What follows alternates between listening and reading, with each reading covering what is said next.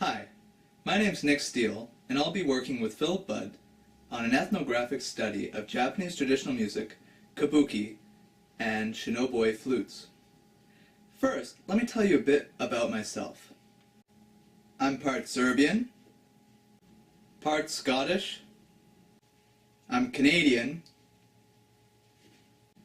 So, why have I chosen to study Japanese traditional music? Well, I don't mean to sound paranoid, but I've been noticing a few things. Look at all this Asian stuff I have! This Beanie Baby from the Zodiac. I bought this mask at Disney World! A 24-karat gold Pokemon card! Yu-Gi-Oh cards. I think I have a copy of Spirited Away somewhere. My favorite Ultima Online character was a samurai.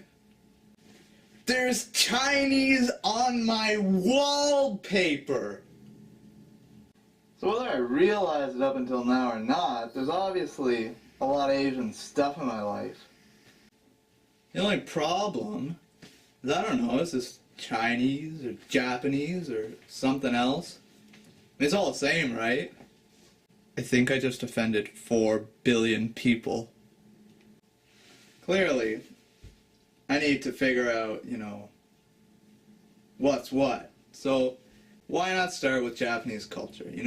Learn a bit about kabuki theater, the shinobue, learn how to pronounce it, all kinds of stuff like that. It's a start, and then I can, offend less people. And also, have some, useful, knowledge about Japan and China that's not so nerdy. I guess nerdy in a different kind of way, kind of music nerdy.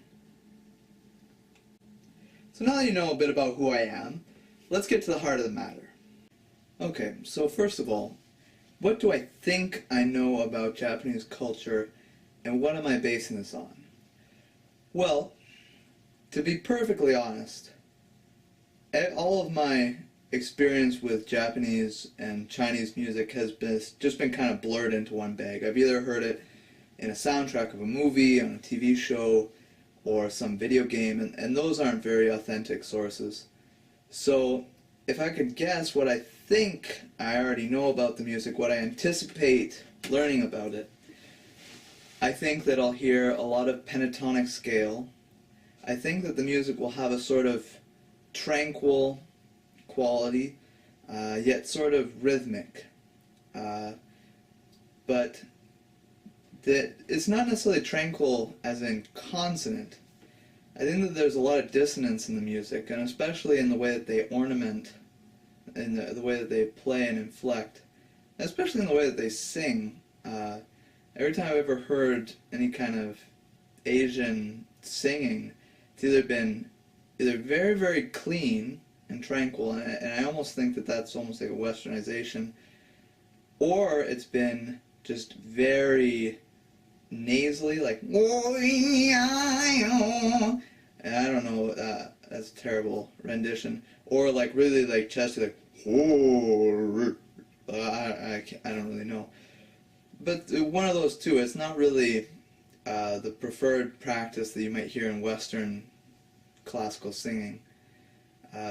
So there's this sort of dissonance that you'll hear in the music, and not necessarily as tidy a harmony, whereas in classical music you hear a very structured harmony, whereas I think every time I've ever heard an Asian music, I seem to think that it's a lot more pentachords and things like that, where it's just clusters of notes overlapping.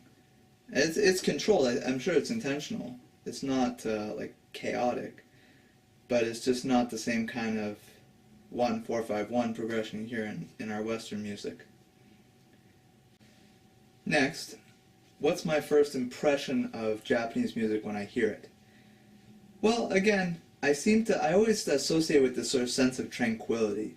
And maybe it's a sort of programmatic influence, every time I've ever seen Japanese music, it's either been in a movie or every time I've ever heard Japanese music, it's either been in a movie or a video game or something like that, and those have a very programmed mood that they're trying to portray. In the movie, they're trying to keep it very tranquil. In video games, they're maybe trying to get you angstful and angry and riled up. So, in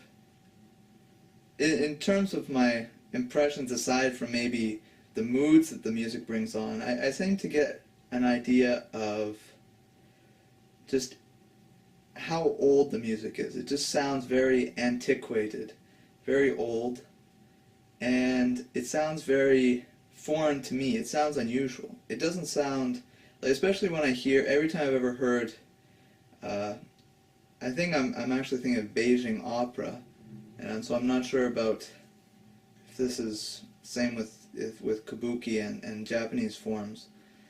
But every time I've heard that, it doesn't necessarily sound musical to me the way that they sing. It almost just sounds, it's like a story they're telling, and I seem to associate it with drama more than music. So it's very, it really shows my ethnocentrism there. So yeah, it sounds overall very, very foreign and unusual to me. After the project's finished, I think that the music won't sound as foreign.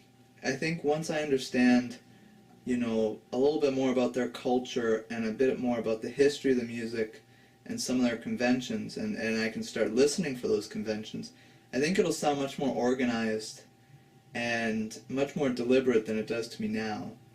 It doesn't, not that it sounds chaotic, it just doesn't have that sort of finesse that I think of especially with like popular music today, like where it's just so organized and so mixed and cleaned up in a manner of speaking, it's tuned by machines, blended in Western music, whereas in Japanese music, there's just this sort of raw dirtiness in the sound that I hear, but then also like such a rigid kind of structure to it that it just sounds off.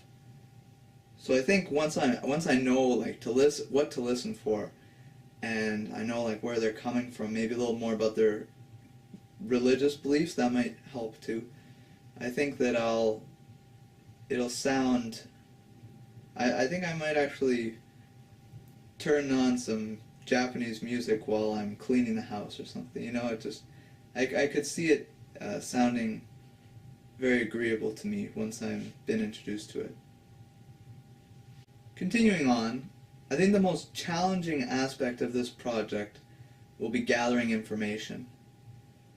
I can't foresee this being easy. There's so much information on the internet, and you have no way of telling quickly whether it's reliable or not. And so that's going to take a while, just to see, we find good academic source to base our ideas off of. And I'm fortunate enough that I know a couple of people who, one is an expert on Japanese antiques and one studied kabuki when he was in theater. And I met these people when I was in high school through, one was my teacher and one was a parent of my best friend.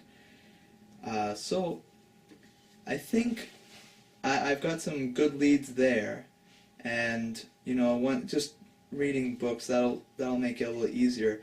But when we get down to actually learning to play some music, it's going to be almost impossible to find a teacher. So most likely we'll be just basing everything we learn off of recordings.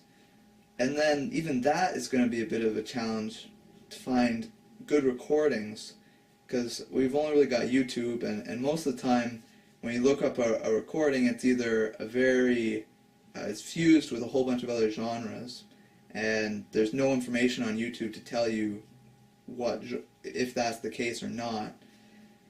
So we might actually have to do our searching elsewhere, maybe find some recordings, some CDs, perhaps.